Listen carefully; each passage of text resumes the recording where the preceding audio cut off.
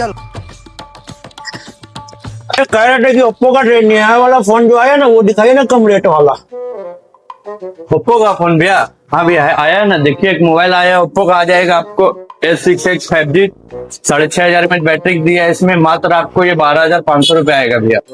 इससे अच्छा कुछ मिलेगा भैया, इससे बेटर? इससे अच्छा भैया, इससे अच्छा भी मिल जाएगा भैया। S6 प्रो मॉडल देख लीजिए, ये आप इसमें आपको 7500 में बैटरी का आ जाएगा भैया, ये मात्र आपको 22,000 आएगा भैया। एक मिनट रुकिए भैया, रुकिए भैया, 12,000 आ जाएगा भैया, 10,500, 10,000 भैया।